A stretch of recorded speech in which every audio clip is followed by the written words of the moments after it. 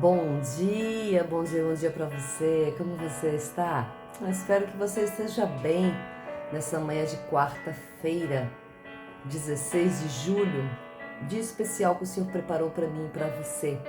Um dia qual o Senhor derrama sobre nós do seu poder, da sua glória. Um dia que Deus decidiu, Deus decretou que nós sejamos vencedores. Cabe a nós entrar nessa atmosfera de vencer, nessa atmosfera de vitória. Deus abençoe você nessa manhã de quarta-feira. Que o Espírito Santo encha você da sua graça, do seu amor, da sua plenitude. Louvado seja, exaltado o nome do Senhor nessa manhã. Que o Espírito Santo possa cuidar de mim e de você nesse dia chamado hoje. Que Deus abençoe você. Vamos continuar o nosso livro de Neemias, a nossa campanha restaurando estruturas. Quais estruturas? Aquelas que estão derribadas, aquelas que estão quase caindo, aquelas que estão estragadas, as estruturas que estão desfeitas, as estruturas que estão ruindo, a estrutura da nossa alma, das áreas da nossa vida. Qual a área da sua vida que está precisando ser restaurada? Pois é, o Senhor está restaurando estruturas. Esta campanha é uma campanha de restauração, uma campanha que vai trazer para nós graça, uma campanha que vai trazer para nós uma vida diferente, uma vida restaurada. E quando estamos restaurados em Cristo, temos força, temos poder, temos graça para viver.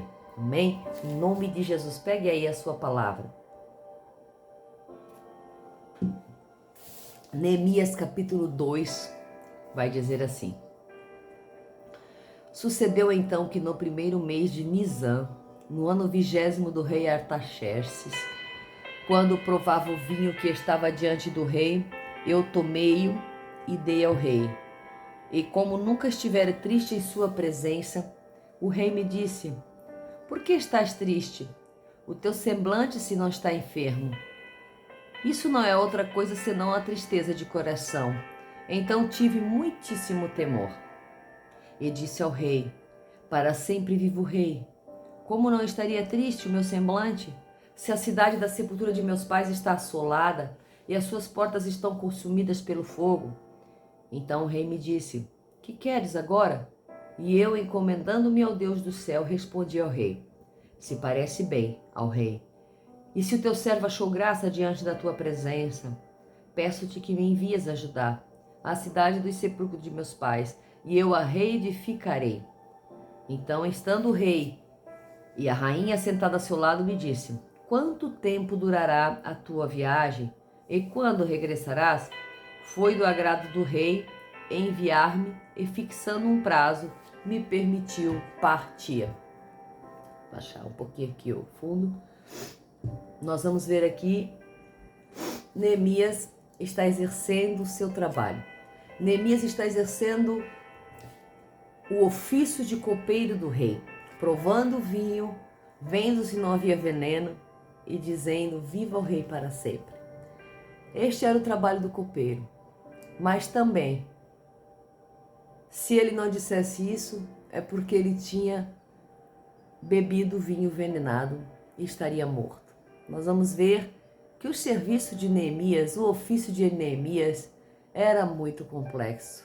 Teria que ter muita coragem, teria que ter muita graça para fazer um serviço tal. Então, nós vamos ver que Neemias, por estar ali todos os dias, em todos os momentos, porque o rei não bebia só uma vez por dia.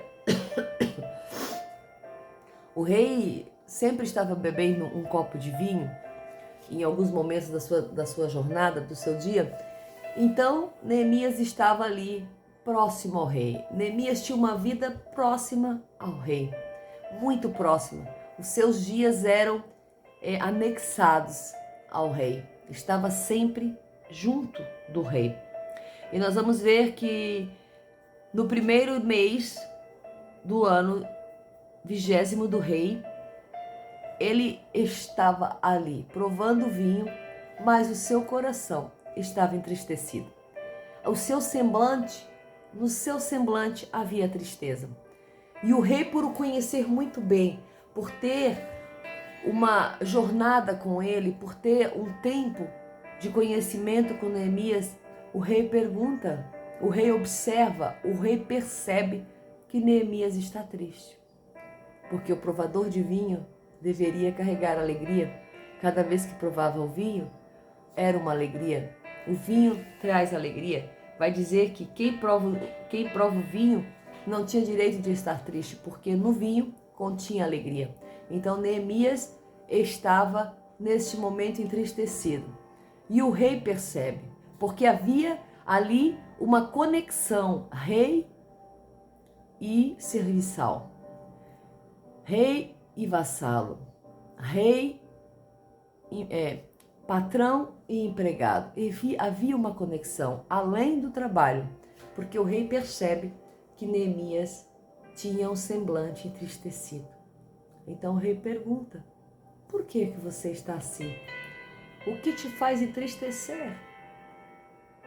E Neemias, com um semblante triste e com muito temor, porque ele poderia receber uma ordenança de morte naquele momento, ele diz: ah, rei, como vou eu estar feliz se a terra do túmulo dos meus pais está assolada, se as portas estão queimadas, se o povo que eu deixei lá estão passando dificuldades e desprotegidos? Então o rei perguntou: o que tu quer? O que queres agora? Diz ele no versículo 4. E diz que ele se encomendou a Deus. Eu, encomendando-me ao Deus do céu, respondi ao rei. Ele encomenda-se ao rei, ao Deus. Por quê? Porque diante dessas situações, o rei teria todo o poder de acabar com a vida de Neemias, de o contradizer, de fazer qualquer coisa contra Neemias. Mas o rei estava agraciado por Neemias. Por quê? Porque Neemias já havia orado antes. Neemias já havia entregado toda essa petição antes ao que é sobre o rei, àquele que está sobre o rei. Aquele que está sobre o rei é Deus. E ele tinha dito: eu encomendei-me a Deus para dar a resposta. Antes de dar a resposta, ele encomendou a Deus toda a sua petição, todo o desejo do seu coração. E nós também, em nossas vidas, devemos encomendar a Deus. Primeiramente orar ao Senhor, para depois ir ao campo de batalha. Primeiramente orar a Deus, primeiramente entregar a Deus aquilo que nós estamos precisando, para depois falar para aqueles que estão subordinados ao Senhor. O rei era subordinado porque todo ser humano é subordinado a Deus. Todo ser humano não pode ir contra a forte e potente mão do Senhor. E diz aqui que o rei achou graças aos olhos de Neemias. O rei gostava de Neemias. O rei tinha um apreço por Neemias.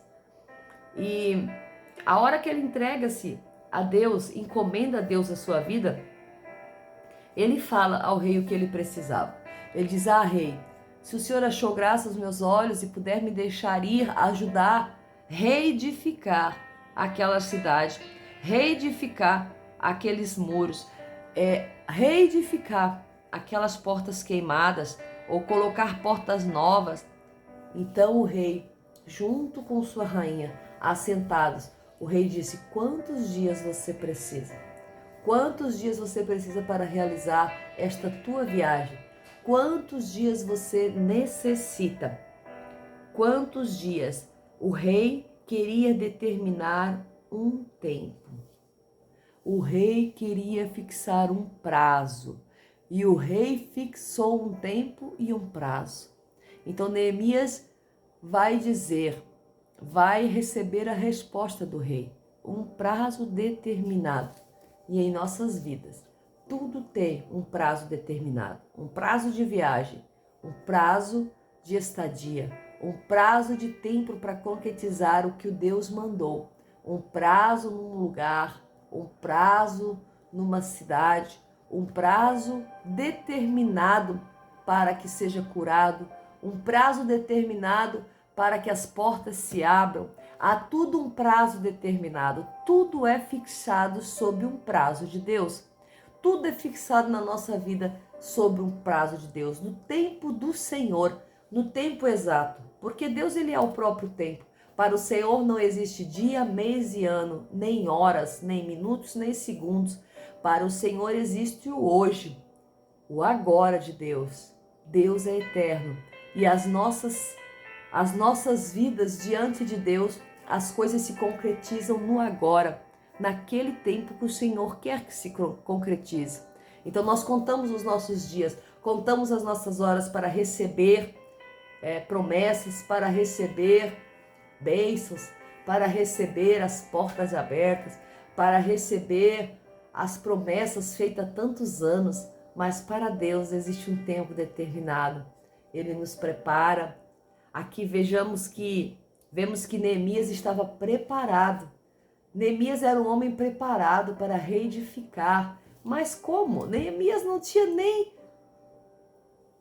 nada no seu currículo que faria dele um homem reedificador, um homem restaurador, um homem que restauraria as estruturas naquela cidade. Neemias era um copeiro e por ele ter sido levado há bastante tempo para o reinado de Artaxerxes, que ele já estava ali por um tempo, já foi cativo, né? Talvez tenha sido levado na época de Nabucodonosor. Neemias não tinha as habilidades de construtor, mas ele tinha um Deus sobre a cabeça dele. Então Deus colocou dentro de Neemias a vontade de reedificar, após saber que a cidade estava destruída. Porque Deus coloca em nossos corações a vontade de restaurar, a vontade de edificar aquilo que está quebrado. Deus coloca em nossos corações campanhas de reestruturação, campanhas de restauração de estruturas. Deus coloca em nossos corações a vontade de fazer o bem. Então nós vamos entender que Deus está sobre todas as coisas. Nós encomendamos a nossa vida a Deus, ou seja, nós colocamos a nossa vida, os nossos anseios, os nossos desejos debaixo das potentes mãos do Senhor, assim como Neemias fez. E quando ele encomenda primeiro a Deus, a resposta só poderia ser positiva da parte do rei, porque era o tempo de reestruturar, de restaurar as estruturas de Judá. Era o tempo de restaurar as estruturas de Jerusalém, dos muros derribados, da destruição, aonde até os cemitérios estavam destruídos. Então nós vamos entender aqui que Deus levanta alguém no tempo dele para que as restaurações sejam feitas, para que tudo aconteça da maneira qual o Senhor quer na nossa vida. Não adianta nós batermos perna, não adianta nós tentarmos burlar o tempo de Deus. O tempo de Deus é um tempo concreto daquilo que o Senhor tem para nós. Por quê? O problema é o que o Senhor não quer fazer? Não, o problema é que eu e você muitas vezes não estamos prontos para aquilo que Deus tem para nós.